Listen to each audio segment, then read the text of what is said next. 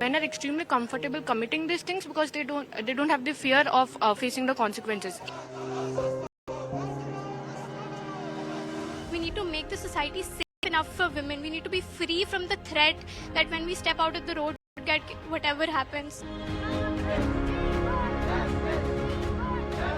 Punishment should be as harsh that it sets an example that the men don't even think about going that side.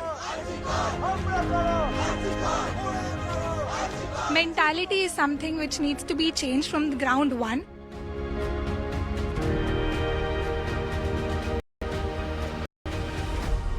Namaste and welcome viewers. You're watching Campus Mirror. This is a brand new episode and this is a show where we speak to the youth of the nation about the nation's most trending issues, the burning issues. And this week there's also a kidnapping and an abduction of a 3-year-old girl in Jodhpur.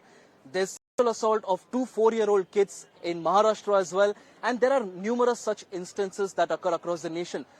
But the outrage is not about the cases that occur. The outrage is the fact that in a country where we worship women as goddesses, we record nearly 86 rape cases every single day.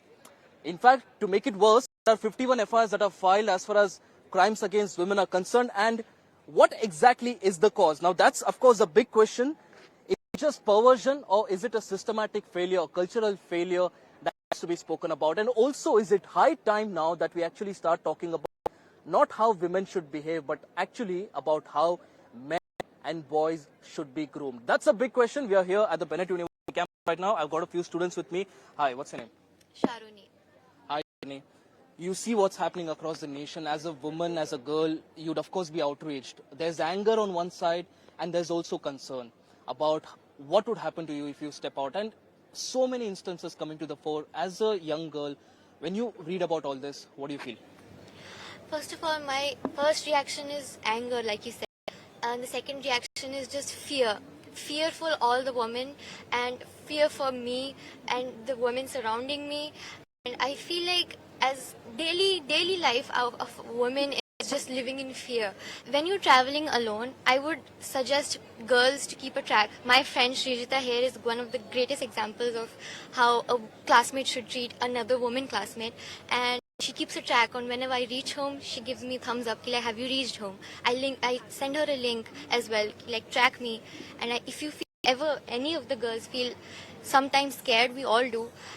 So just share a link, keep your, the lock open, do whatever which makes you feel safe, and yeah, that's all I should say. I mean, you're talking about all these steps, and I don't know if I need to applaud you or feel bad about it. The fact that just for you to travel out, you need to take so many precautions.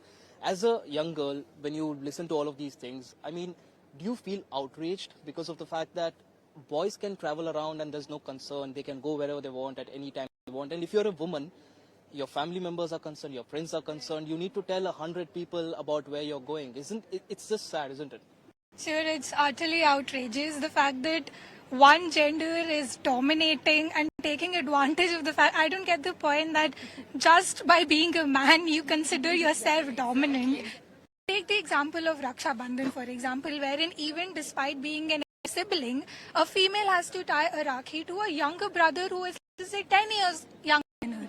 This shows how we consider men to be dominant. So I'll be speaking to you all about what's happening right now, but one of the points here that is being mentioned is the patriarchal mindset. And we've got a lot more students here who are with us. One of your friends was talking about the fact that one of the reasons why such crimes occur is because of the patriarchal mindset. She's talking about how Raksha Bandhan is an example of that. Besides that, there's perversion also that comes to play, how we look at women and all that. So what do you think is the reason why these kind of crimes occur? No, I agree. The patriarchy part, I agree that India itself is a very strongly patriarchal society. And again, I was reading this research paper around that most of the rapists, they are not motivated by sexual attraction or something.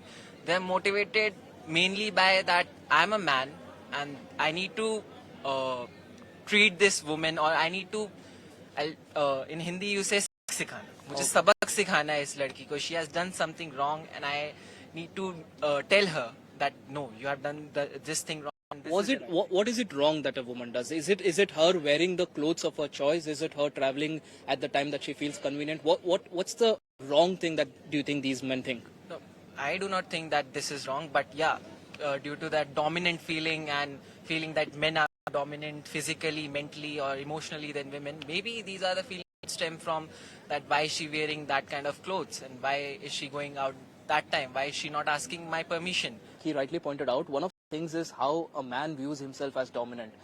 According to you, what exactly triggers these sort of incidents? According to me, the personal rivalries between the man and the woman is the main reason behind the rapes. But for example, the Kolkata horror that happened now, there was no personal rivalry. They did not know each other. So then what happens? This case, I believe that is very controversial, we know, but something conspiracy is there. What do you mean? What's a conspiracy? Like that, जो मानव अंगों की तस्करी हुई है, लोग कह रहे हैं यहाँ पे जो है पहले बहुत सारे सेक्स रैकेट्स होते थे, ड्रग रैकेट होते थे, और जो डेड बॉडीज आती थी, जो अनक्लेम्ड डेड बॉडीज होती थी. ठीक है, उसको अलग रखते हैं. अभी महाराष्ट्र से भी एक केस आया जहाँ पे 3 साल की बच्ची और 4 साल की बच्ची के साथ सेक्सुअल असॉल्ट हुआ. वहाँ पे क्या पर्सनल राइवलरी हो सकती है? आपका पॉइंट से वहाँ पे क्या पर्सनल राइवलरी हो सकती है, बट यही जो जैसा कि ऋषि ने कहा कि जो डोमिनेंट वाला पार्ट है कि मैन अपने आप को सबसे ज्यादा सुपीरियर समझते हैं कि हम ही सबसे ज्यादा सब सुपीरियर हैं. Right. All right. Let's also talk about the experiences that women have had. I mean, like a lot of your friends have pointed out that even if they travel outside, they're very concerned. They share their location with their friends. They inform a couple of people before they go. It's sad. It's something that's important, but it's also sad. Do you also do these kind of things? Have had such experiences where you're very scared? Because it's said that in India, almost every woman has a story to share. It's just about who they share it with. Do you think this is something that happens to everyone? Absolutely, this is something that happens to everyone from a very young age. I think all of us can agree that we have faced some form of molestation or sexual harassment since we were in grade 1 or 2. And as far as the traveling point is concerned, I'm going to be traveling in a couple of days. It's an absolute hassle choosing a mode of transportation, the timing. Are there enough people filled in the bus? Are there mostly women? What's the route? Where is it stopping? I mean, our male counterparts don't have to go to. They just look at the cheapest way to go, the fastest way to go, and they are on the go. Our parents are extremely concerned. And I think they added, to just add on to what everybody said on the table, even you have the slightest of connections these days, people can slip out of these things. They don't face consequences. I think that plays a huge role. Men are extremely comfortable committing these things because they don't have the fear of facing the consequences. Even if the slightest of connections. Right. You're talking about consequences. We've also got law students here.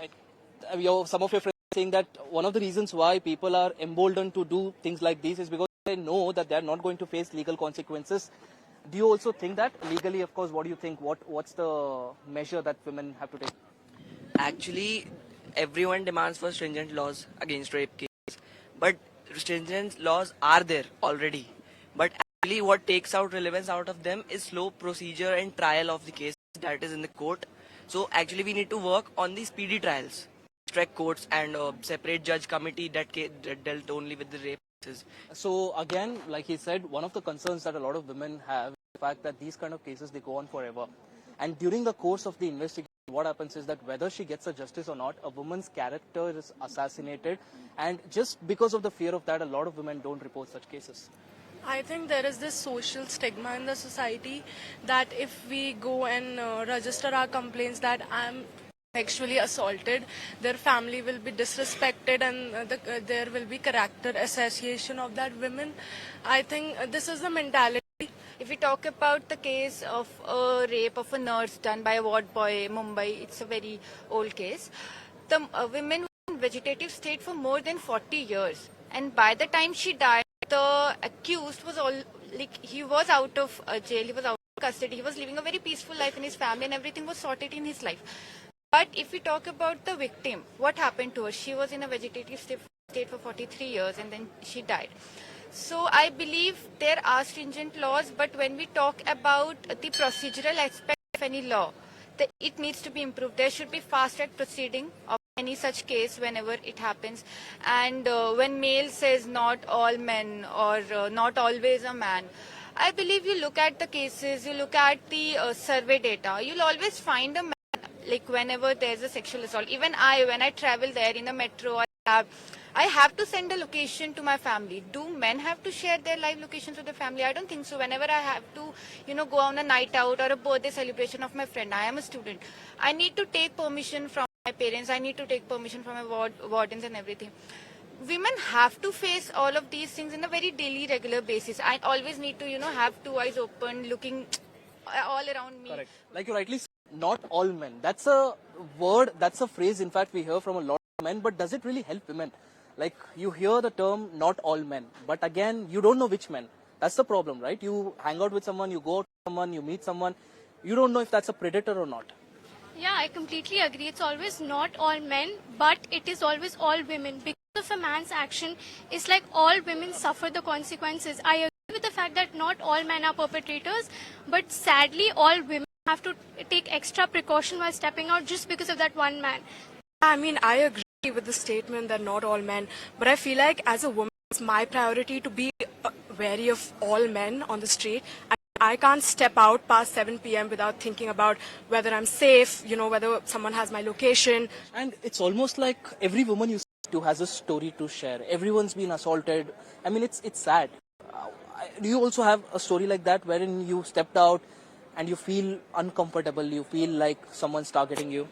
Absolutely. There have been times where I've gone outside wearing probably like a sleeve dress or maybe, just a half-sleeve dress or shorts, and then if they don't say it out loud, the looks they give you, you really think about how it makes you feel, and it makes you feel uncomfortable and unsafe. So at this point, you really have to question that, is it my fault or is it the shiksha, the knowledge these men have been brought up with, that they should not be looking at other girls or any other person for that way. Absolutely. I think that's a thing that needs to be changed. Women are made to feel like the fact that they're stepping out at a time of their convenience, they're wearing what they want, it's their fault. I mean, this mindset also has to change. I feel like it's the patriarchal nature of society that we live in. India is a very highly patriarchal society wherein women are, even myself, even if I talk to these girls right here, they would say, "Ek bari to mere saath aisa hua hi hai." Even our parents vary of other people or of other men outside. Even my father would say ki be careful, send me the location and something like that. I feel like it's the nature of the society that bahut saalon se aisa chalta aa raha hai ki just women need to be protective, women need to be careful. But why make that situation? Why? From who do you need to protect us? Exactly. Men? Exactly. Have you ever shared your location while going out? Yes, I have. But the point is, the problem is not about just sharing the location. It's the mentality that, usually boys have been growing up with. The toxic masculinity, as you term it. And honestly, I feel it's not the length of the girl's clothes that's short. It's the mentality of the man that's pathetic and short. Right. Pathetic and small. And, men need to realize that, being a toxic masculinity and promoting, that sigma image of them is not going to make them a real man. The point is, the manly behavior is when you respect someone, give them equal treatment. You should only. I think the concern is if men just learn how to behave, there's no need for protection. I think that will erase the entire issue. Exactly. So what I feel about the situation is that if men are they are educated how to treat women, the daughters won't have to worry. The parents don't have to worry about daughters. I don't think any of us have stepped out of the house without being concerned about our safety. Every time we go to a scattered place, an isolated place alone, I feel like we always have the fear of what if it's me today. Deep down, I think all of us, even though we are really disturbed by the news we get about rapes and everything, but deep down, always feel, thank God it's not me. I am not the one who got raped today, or not the one who went through the situation. So I feel like every girl, for a girl to be safe and be in a better place, every man needs to understand how to behave in the society. Legally, what do you think should be done? Because we have stringent laws. We have everything on paper. But at the end of the day, we see a lot of people who commit these sort of crimes, they walk out. There's no prosecution. There's a Nirbhaya Act as well. There's, of course, death penalty. But when was the last time you heard of a man being, sentenced to death because of a rape? So legally, what should be done? You're a law student. Yes. So what is your understanding of it? Okay. According to me, as you said, we have stringent laws. If you see the division of laws, there are substantive laws and procedural laws. I would say we have enough stringent, substantial laws. But when it comes down to actual execution, we feel a lapse is there. That is, in my opinion, due to the procedural aspect which is lacking somewhere. we say if there is a case filed under 376 of what IPC, rape, and the procedure will, it is very exhaustive. We see cases being handled and the justice, you can. Problem is that there are fast track courts, but the judiciary, mainly in terms of such sensitive matters, definitely deal with sensitivity to it. And I believe rigorous punishment. There are punishments for such people who are accused of such kind of rape cases, but the problem is they are not scared of it. Even in the recent RG Kar hospital case, it is taking on fast track basis. But what about the other cases? Exactly. And what about that Ajmer case of 1992? 100 girls and victims were there who were raped, and it took 32 years for that punishment to be given to the accused. Absolutely. This is also a very important aspect. The fact that judiciary also needs to be fast.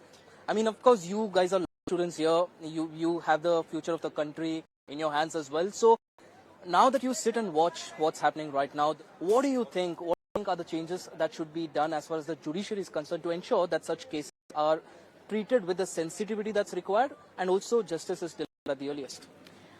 First of all, I think there should be separate investigation agency for the such heinous crimes or the crime against women. Like this recent BNS, there also numeration of criminals have changed in related to the crime against the woman. But we should address that numeration of cases don't justify justice very at early stage. The fact is that we have to speed up the process in the prosecution level. Correct. So for that we have a separate investigation agency should be there, and there should be women inspectors and women lady inspectors everywhere. There's also a problem in implementation of laws. We have good laws, we have stringent laws, but the grassroots implementation of it is what is needed. For But example, what's the point of a stringent law when the parents, for example, what happened in Badlapur now, the parents were made to wait for 11 hours to file a complaint. What's the use of having stringent laws when there's no sensitivity right from the police station to the judiciary? A lot of things, there are a lot of lapses. So do you think implementation is something that we need to focus on? yes, absolutely. Implementation is the key here. For example, the POSH thing. Last year we saw the Wrestling Federation of India case. Such a prominent body did not have an ICC committee. We have seen that prominent companies and corporations don't have an ICC committee. So what about this is a formal sector. Now imagine the condition of informal sectors, the women that are working on daily wages, the women who are domestic workers. There has to be a local body in every district according to the law for them, for their grievances. But more than 50% of districts in India are unaware of it. Point that you raised there, the fact that all these cases that we're talking about, these are all reported cases. These are cases that actually have been spoken about. These are cases that we hear about. But what about a lot of unreported cases? There are a lot of cases also which go unreported. And what happens usually is that there's one odd case which is a fake rape case, and that is used as a reason by a lot of people to say that all the rape cases that are filed are fake. I mean, we have always talked about so many cases being unreported. The amount of cases being reported as fake, you cannot compare that number to the actual ones which go unreported. So I feel that we need to see the statistics. Yes, there are fake cases also, but can we actually compare the number? It's not comparable. Absolutely. Statistically also, I was reading somewhere, as per the NCRB data, 27 to 28% was the conviction rate between 2018 and 2022. Do you think that's also a reason why a lot of women don't report these cases? Because they know that, imagine, out of 100 women that have reported rapes, only 28 have gotten justice. You see, as we speak, firstly, the judicial system is taking a lot of time for most of the rape cases, okay? Even the Nirbhaya rape took 10 years, that's a decade. And some cases as extend as much as 3 decades, which is a long period of time. There is this another part of social construct which India has, unfortunately, that if it goes out, then it will be a family's black mark on the family's name and this and that thing. So there is one socio-economic factor to it why most of these cases are not being reported. But there is this again one more issue with the judicial setup, that it is extensive in legal paperwork and we have so much work that needs to be done. So what's the solution then? Because everyone's talking about the problem, everyone knows the problem. What's the solution? According to me, one of the solutions is reducing the time, like giving a deadline. Like if a rape case is registered and it goes to the court, you give a time like that. Within 90 days, there should be a judgment passed, and the accused, the one who is being accused, and he has been proven, then the punishment should be as harsh that it's an example that the men don't even think about going that side. Like people think that she deserves it. Okay. It's because of her fault. So yeah, That's the problematic thing, doesn't it? The fact that we think that it's the woman's fault, the fact that she decided to go out on a time of her convenience, the fact that she decided to wear clothes that are convenient to her, it is her fault. That's the mindset that's almost, even if you look at the comments of social media posts, you look at the men blaming the woman instead. Why are we questioning girls about it? That why are you wearing short clothes? Where are you going at night? Now, what do we even say to the parents? Because parents are also concerned about the security. That is when our law also plays the role. We have a lot of laws. We have protection of women against sexual harassment, but again we have 30% cases around it, and there are a lot more cases which are not even reported. We have Dowry Act, but more than 90% of the cases for the same. And we have protection of women against sexual harassment at workplace, but still we saw the case that happened in Kolkata, and also there are 90% more cases about it. So Absolutely. It's interesting that you spoke about dowry and a lot of other cases, because we talk a lot about what's happening as far as the rape cases are concerned. But one of the statistics also shows that the majority of the cases, majority of the issues, majority of cases against women, crimes against women occur at their homes. Around 34% of crimes against women are by their husbands or their relatives. So we look at the fact that women aren't safe at their homes. How do we expect them to be safe outside?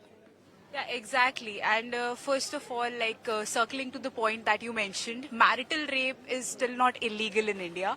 So yeah, I mean, marriage is like giving consent. Like according to those men, marriage is like giving consent to be their property.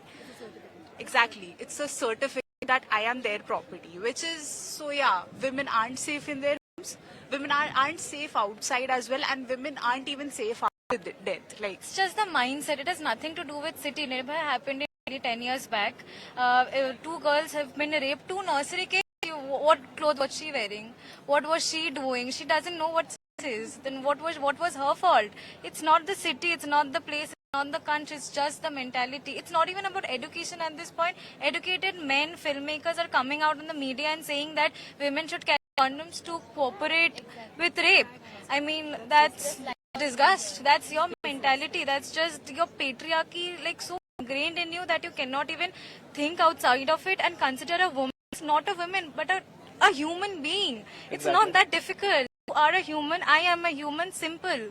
You want to do something, say something, ask consent for it. A yes and no is not that difficult to understand. I feel the major point being here is a woman is firstly, primarily, a human being. The men very recently like, वो मेरी बेटी है, वो मेरी बेटी की तरह है, इसलिए मैं उसको protect करूँगा. A woman doesn't have to be in relation with you for, be respected. Exactly. Beti ki tarah. What do you, I mean, if it's not your beti, shouldn't she be respected? Exactly. You will not pay attention to what is happening to her, where is she going at night. If you have to be you feel protected towards her, she doesn't need to be in relation with you, and then again the not all men comes into play. And so at the end of the day, she's a human being. Let's respect her. Let's respect women as you respect men being the person, a human being. Absolutely. What do you say?